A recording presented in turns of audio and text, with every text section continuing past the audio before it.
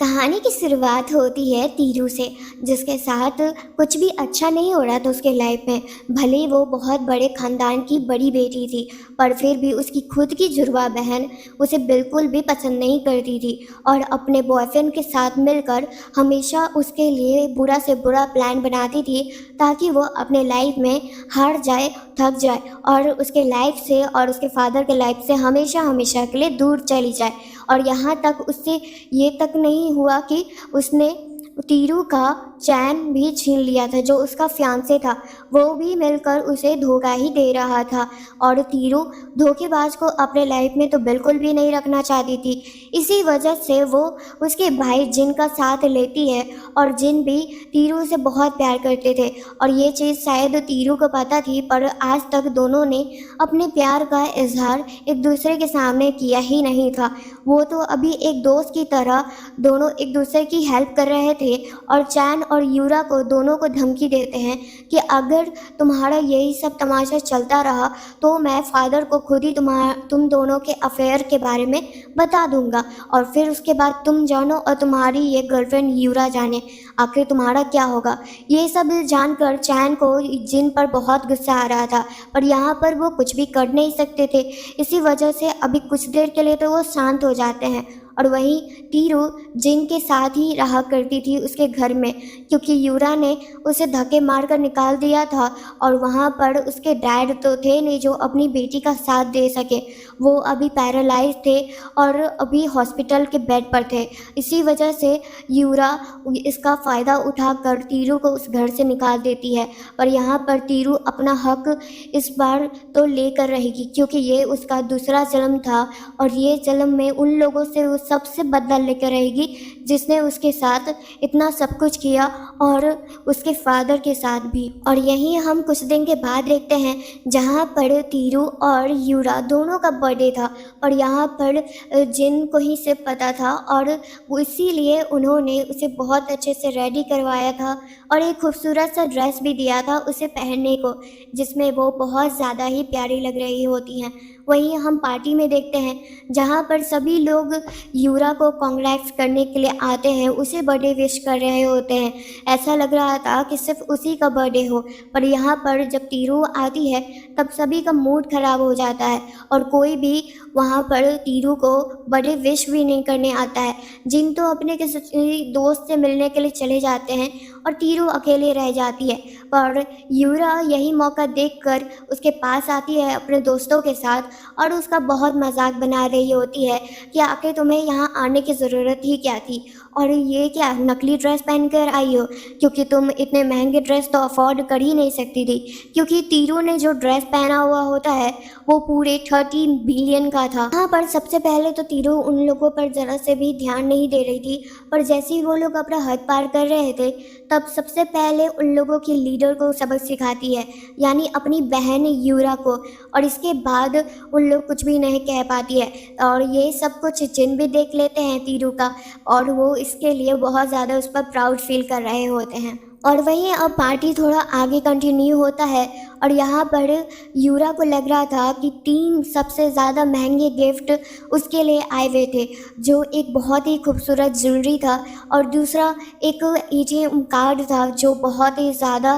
पैसों वाला था, और वही एक वीला भी गिफ्ट में मिला था। और यूरा को ये सब कुछ लग रहा था कि ये सारा गिफ्ट उसके लिए है, बल्कि जब उसे सच का पता चलता है कि ये तो उसके लिए है ही नहीं, बल्कि ये सब कुछ तीरू के लिए है, तो वो बहुत ज़्यादा नाराज़ हो जाती है। उसे ये सब कुछ लग रहा था कि चैन ने ही उसके लिए सब कुछ किया है, पर जैसे चैन वहाँ पर एक छोटा सा ब्रेसलेट लेकर आते हैं, तब यहाँ पर यूरा को समझ में आ गया था कि सही में ये उसके लिए तो गिफ्ट है ही नहीं, और यहाँ पर वो गुस्से में वहाँ से चली जाती है। वहीं तीरू ये सब कुछ गिफ्ट पाकर जिन की तरफ से उन्हें बहुत अच्छा लगता है और बहुत ज़्यादा खुश भी होते हैं, और एक छोटा सा फायर वर्क भी वहाँ पर होता है जो देखकर तीरू को और भी अच्छा लग रहा था। और सभी लोग बस तीरू से जेलस हो रहे थे कि उसे प्यार करने वाला इतना अच्छा इंसान मिला है। और इसी तरह से एक दिन जब रात में तीरू और जिन टहल रहे होते हैं रोड पर, तब भी वहाँ पर एक गाड़ी आती है और उन दोनों को किडनैप कर लेती है। पर किसी भी तरह से वहाँ तीरू को बचाने के चक्कर में जिन का हालत बहुत ज़्यादा ख़राब हो जाता है, जिसके बाद भी वो फिर भी तीरू को बचा लेते हैं और घर आते ही वो सबसे पहले चैन और यूरा को सबक सिखाते हैं। और ये सब कुछ तमाशा देखकर यहाँ पर चैन और जिन के डैड भी वहीं पर मौजूद थे और ये सब कुछ देखते ही उन्हें तो सबसे पहले तीरू पर गुस्सा आ रहा था कि उसकी वजह से उनके दोनों बेटे एक दूसरे से लड़ रहे हैं बेफिजूल का। और यहाँ पर जिन अपनी तीरू का साथ नहीं छोड़ते हैं और अपने डैड को ही सुना देते हैं और कहते हैं कि आप गलत इंसान का साथ दे रहे हैं और जबकि आपको मेरा और तीरू का साथ देना चाहिए। पर यहीं पर डैड उसकी कोई बात नहीं सुनते हैं और अपने बेटे को ही कह रहे थे जिन को कि अभी चैन से माफ़ी मांगने के लिए और यूरा से भी। और यहाँ पर जिन किसी से भी माफ़ी नहीं मांगते हैं और तीरू का हाथ पकड़कर वहाँ से चले जाते हैं उस घर को छोड़कर। और फिर उसके बाद अब तक जिन और तीरू एक दूसरे के साथ थे। यहाँ पर तीरू को और जिन पर पूरा भरोसा था क्योंकि अगर उसका डैड फिर भी आगे चलकर उसका कभी साथ नहीं देंगे तब भी जिन इतना कैपेबल थे कि वो सब कुछ खुद ही कर सकते थे। यहाँ तक जिन का खुद का एक कंपनी भी था जो हमेशा प्रॉफिट में और बहुत बड़ा बनते जा रहा था धीरे धीरे। बाद जिन और यूरा जब उस रात अपने घर पर बिताकर अगली सुबह जब उठते हैं तब यहाँ पर तीरू उस ओकेजन के बारे में बताती है और कहती है कि वहाँ पर ऐसे ऐसे तरह तरह के सामान आने वाले हैं जो मेरे डैड और मॉम हमेशा से चाहना चाहते थे और उसको मैं किसी भी हाल में पाना चाहती हूँ। क्या इसमें तुम मेरी मदद करोगे? तो जिन कहते हैं इस पर कि एक ही बात, तुमको जो चाहिए तीरू, मैं वो सब कुछ तुम्हारे कदमों में ला कर रख दूँगा। और यहाँ पर तीरू वो ये बात सुनकर जिनका उन्हें और अच्छा लगता है क्योंकि वो उसी पर था कि जिस पर वो भरोसा कर सकती थी। और यहाँ उसी ओकेज़न के लिए दोनों रेडी होकर उस जगह पर जाते हैं। पहले तीरू को एक जगह जाना था जहाँ पर तीरू जब वहाँ जाती है तब उसे एक बहुत ही खूबसूरत सा लॉकेट पसंद आता है और वो उसको लेना चाहती थी। पर वहाँ पर उसकी ही एक क्लासमेट का वो दुकान था और तीरू को देखते ही वो उसका इंसल्ट करते हुए कहती है कि ये तुम जैसे लोगों के लिए नहीं है, तो अपना हाथ भी इस पर लगा कर इसे गंदा करने की कोशिश नहीं करो। जिस पर तीरू एक ही चीज़ कहती है कि मैं तुम्हारी कस्टमर हूँ तो तुम्हारा फ़र्ज़ बनता है कि मेरा अच्छे से स्वागत करने का और मुझे जो चाहिए वो देने का। पर यहाँ पर वो लड़की उनका बिल्कुल भी बात नहीं मानती है। और जैसे ही जिन आते हैं और यहाँ पर उस नेकलेस को क्या, वहाँ जितने भी खूबसूरत चीज़ थे वो सब कुछ वो तीरू के लिए ले लेते हैं। ये चीज़ देखकर यहाँ पर जो तीरू बस एक ही चीज़ कहती है कि मुझे बस एक चीज़ चाहिए था, जिस पर जिन ने उनके लिए बहुत सारे और भी खूबसूरत चीज़ ले लिए होते हैं। और फिर उसके बाद ऑफिस में देखते हैं जहाँ पर दोनों मिलकर वो आगे के प्लानिंग के लिए कुछ सोच रहे होते हैं। बातचीत में जब वो दोनों प्लान बना रहे थे तभी यहाँ पर जिन को थोड़ा शक होता है तीरू पर, क्योंकि जैसे वो पहले थी अब वो वैसे बिल्कुल भी नहीं लगती हैं। क्योंकि पिछले जन्म में जिन इन के तरफ तीरू देखती भी नहीं थी क्योंकि उसे तो सच्चा प्यार था जन चैन से, जो उसे धोखा देकर उसके बहन के साथ ही मिलकर उसे मरवा देता है। और यहाँ पर इस जन्म में तीरू को तो सब कुछ पता था कि कौन कैसा क्या है और इसीलिए तीरू जिन पर भरोसा करने को कहती है उस पर, क्योंकि वो बदल चुकी है सही में। और यहाँ पर सेक्रेटरी बताते हैं कि जिस ओकेज़न में आप लोग जाना चाहते हैं वो कल ही कंडक्ट होने वाला है, तो मैं आशा करता हूँ कि आप दोनों ज़रूर उस जगह पर जाएं। और वहीं पर हम देखते हैं यूरा और चैन को जब अगले दिन वो दोनों बाकी सब कस्टमर का स्वागत कर रहे थे और तभी वहाँ पर जिन और तीरू को देखकर उन्हें बिल्कुल अच्छा नहीं लगता है। पर फिर भी ओकेज़न में अंदर जहाँ पर और यूरा को बहुत सारा चीज़ पसंद आता है पर उसके पास इतने पैसे ही नहीं थे कि वो सब ले सके, इसलिए वो चैन से हेल्प मांगती है। पर चैन भी एक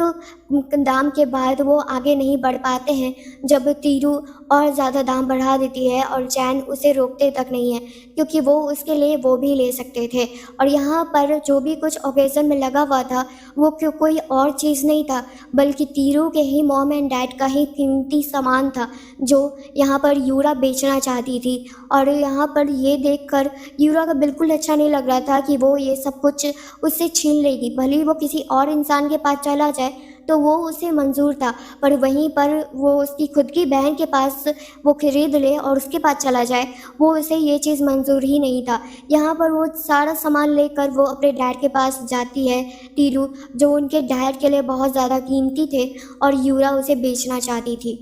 और उस सामान को बचाकर तीरू को अब बहुत ज़्यादा अच्छा लग रहा था। यही ऑफ़िस में देखते हैं जहाँ पर जिन की कंपनी में एक कोई गद्दार था जो छुप कर उनका ही कंपनी का डॉक्यूमेंट लीक कर रहा था, और उसका पता लगाने के लिए यहाँ पर तीरू जिनकी मदद करना चाहती थी, इसलिए उसे एक नकली नाम देकर उनकी कंपनी में ही उसे पढ़ रख लेते हैं। और यहाँ पर ऑफ़िस में जैसे ही उसका एंट्री होता है, तब एक बुरी लड़की भी थी जो अपने आप को वहाँ पर सबसे ज़्यादा महान समझती थी और उसे नए लोगों को बुली करने में और भी ज़्यादा मज़ा आता था। पर यहाँ पर वो तीरू है और वो पहले जैसी भोली-भाली लड़की नहीं है। वो ऐसे लोगों को आसानी से हैंडल कर सकती थी और वैसा ही वो करती है, जिसकी वजह से उसकी सीनियर को बहुत ज़्यादा बुरा लगता है और इंसल्टेड फ़ील हो रहा था बाकी कलीग्स के बीच में। पर फिर भी यहाँ पर तीरू अपना वो सारा काम ख़त्म करती है जो भी कुछ उसकी सीनियर देती है, जिसके बाद वो तो बहुत ज़्यादा हैरान हो जाती है कि वो इतना जल्दी इतना ढेर सारा काम कैसे कर सकती है। और वहीं पर जिन भी तीरू का हर कदम उसका साथ देते थे, ये चीज़ उसकी सीनियर को पसंद नहीं आता है। इसी वजह से वो तीरू को आज एक जगह पर लेकर जाती है जहाँ पर एक बहुत ही बड़े लोगों के साथ उसका कॉन्ट्रैक्ट था और उन्हीं के साथ तीरू को वो फंसाना चाहती थी। इसी वजह से वो दोनों अपने साथ निकल जाती है और यहाँ पर जिन भी तीरू को लेने ही आने वाले थे, सब कुछ देख लेते हैं कि तीरू को उन्होंने अकेला छोड़कर उस आदमी के साथ वहाँ से चली गई है। और जैसे ही जिन अंदर आते हैं तब वो इंसान उसके साथ उसके ड्रंक हालत में उसका फ़ायदा उठाना चाहता था, पर जिन उसे बचा लेते हैं और घर लेकर आते हैं। पर यहाँ पर तीरू बिल्कुल भी होश में नहीं थी और वो जिन के और धीरे धीरे करीब चली जाती है, जिसकी वजह से वो रात वो दोनों एक दूसरे के साथ बिता लेते हैं। और वहीं सुबह जब उठती है वो, तब वो उसे कल रात की किसी बात को याद नहीं करने थे, पर फिर भी जिन जानबूझकर उसे याद दिला रहे थे। और वहीं अब ऑफिस में देखते हैं जहाँ पर जिन अब उन लोगों को अच्छे से उनका लगवाते हैं और अच्छे से सबक भी सिखाते हैं, जिसके बाद अब उस लड़की को तो और ज़्यादा बुरा लग रहा था कि कल आई हुई लड़की के लिए उसके बॉस उसे सुना रहे हैं और उस पर इल्ज़ाम लगा रहे हैं, जबकि वो सारे इल्ज़ाम भी सच ही थे, पर फिर भी उसे बहुत ज़्यादा बुरा लग रहा था। और यहाँ पर जिन उसे लास्ट वार्निंग देते हैं कि आगे से अगर ऐसा कुछ और होता तब मैं तुम्हें बिल्कुल भी नहीं छोड़ूंगा। और फिर उसके बाद जिन और तीरू अपने अपने काम पर लग जाते हैं, पर फिर भी वो लड़की जिन के पास आती है तीरू का कंप्लेन करने। उसी समय तीरू तो जिन के डेस्क के अंदर छुपी हुई थी क्योंकि उस लड़की के अचानक आने की वजह से, और यहाँ पर तीरू को बहुत गुस्सा आ रहा था कि कैसे वो जिन के सामने उसका इस तरह से बेइज्जती और झूठा इल्ज़ाम लगा सकती है। फिर उसके बाद जब वो ऑफिस में मीटिंग होता है, तब यहाँ पर तीरू उन दोनों को अच्छे से सबक भी सिखाती है और एक नए प्रोजेक्ट पर सभी लोगों को अपना अच्छा आइडिया लाना था, जिसमें यहाँ पर वो लड़की कहती है कि जब बॉस आपको तीरू पर इतना भरोसा है, क्यों ना उसी से कहें वो बढ़िया आइडिया बनाने के लिए, जिस पर तीरू हाँ कर देती है। और यहाँ दिन रात लग कर तीरू उस प्रोजेक्ट को बनाने की कोशिश करती है, पर आधी रात को यहाँ पर वो सीनियर आती हैं और तीरू का वही प्रोजेक्ट चुरा लेती हैं। और जब वो प्रोजेक्ट दिखाने का दिन आ जाता है जहाँ पर जिन भी तीरू की मदद किए थे उस प्रोजेक्ट को बनाने में, तब यहाँ पर वो लड़की तीरू का प्रोजेक्ट अपने नाम कर कर दिखा रही होती है, जिस पर अब तीरू बिल्कुल भी बर्दाश्त नहीं कर पाती है और उस लड़की को अच्छे से वहाँ पर सभी के सामने सबक सिखाती है और थप्पड़ पर थप्पड़ लगा रही होती है। और यहाँ पर अब जिन भी इसमें कुछ भी नहीं कर सकते थे, क्योंकि उन्हें भी पता था कि कौन यहाँ पर सच्चा है और कौन यहाँ पर झूठा है। और उसके बाद मीटिंग ख़त्म होने के बाद यहाँ पर अब वो लड़की सेक्रेटरी के पास आती है उससे मदद मांगने, पर यहाँ पर सेक्रेटरी भी उनकी कोई मदद नहीं करते हैं। अब वो लड़की को और गुस्सा आ रहा था क्योंकि उन्होंने इतने सालों तक इस कंपनी को साथ दिया था जब से ये कंपनी खड़ी हुई थी, पर उस लड़की की वजह से आज उसका इतना बेइज्जती हो रहा है, वो उसे बिल्कुल और बर्दाश्त नहीं हो रहा था। और यहाँ पर जिन जिस तरह से तीरू का हर पल साथ दे रहे थे, अब तो उन दोनों को लगने लगा था, उस सीनियर को और उसकी दोस्त को, कि तीरू ज़रूर बॉस के तलवे चाट कर यहाँ पर आई है। पर उन दोनों को क्या पता था कि जिन और तीरू एक दूसरे से बहुत ज़्यादा प्यार करते हैं और उन्हीं लोगों का खुलासा करने वो उस कंपनी में आई है भला। पर सीनियर तीरू का हर एक चीज़ को नोटिस करती हैं कि कौन किसके पीछे है, और वही लड़की थी जो जिनके कंपनी का डॉक्यूमेंट बाहर लीक कर रही थी और किसी और को दे नहीं रही थी बल्कि जिन के ही भाई को दे रही थी। चैन बिल्कुल भी जिन को पसंद नहीं करता था, और जो इंसान अभी भी अपने डैड के पैसों पर जी रहा है और उसका भाई खुद का कंपनी खड़ा कर लिया है और वो धीरे धीरे और आगे बढ़ रहा है, ये चीज़ उन्हें बिल्कुल भी बर्दाश्त नहीं होती है। इसी वजह से वो यहाँ पर उसकी ही एम्प्लॉयज़ को खरीद कर उसका नुकसान करवाना चाहते थे। पर यहाँ पर धीरे धीरे तीरू जिस मकसद के लिए आई थी उसका वो धीरे धीरे पूरा हो रहा था। इसी तरह से एक दिन जब यहाँ पर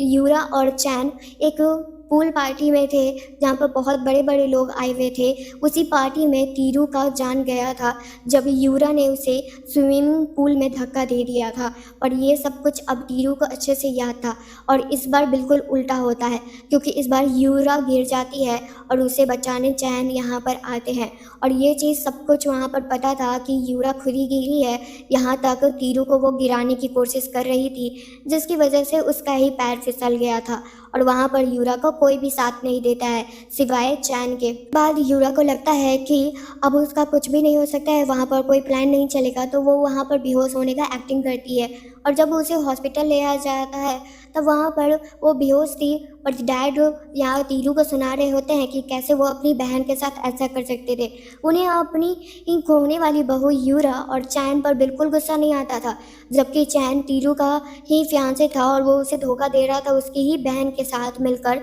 तब भी डैड उन दोनों को कुछ भी नहीं कहते थे। यहाँ पर तीरू यूरा का वो एक्टिंग तोड़ने के लिए झूठ मूठ का बस नाटक करती है कोई चीज़ बताने का, जिसकी वजह से यूरा वहाँ डर के मारे उठ जाती है और वहाँ पर उसका बेहोश होने का एक्टिंग भी ख़त्म हो जाता है। पर फिर भी कोई भी कुछ नहीं कहता है और वहाँ पर तीरू यूरा को लास्ट वार्निंग देकर वहाँ से चली जाती है। और फिर उसके बाद यहाँ उसी सीनियर को देखते हैं जहाँ पर वो तीरू को बार बार देखकर उसे जेलसी होती थी। यहाँ आज का एक बहुत ही बड़ा मीटिंग था जहाँ वो आई हुई थी और बहुत बड़े लोगों से उनका कॉन्ट्रैक्ट भी था वहाँ पर सीनियर ये सब कुछ देखकर उसे बहुत ज़्यादा जेलसी होता है और वो पूरे पार्टी में वहाँ पर तमाशा खड़ा कर देती है, जिसकी वजह से जब उसे उसका सच पता चलता है कि जिसे वो एक मामूली सी लड़की समझ रहे थे वो असल में इतने बड़े घर की बड़ी बेटी है, तब उनको तो अपने भरोसा ही नहीं हो रहा था। और यही चीज़ को वहाँ पर जिन भी कंफर्म कर देते हैं और सभी लोगों से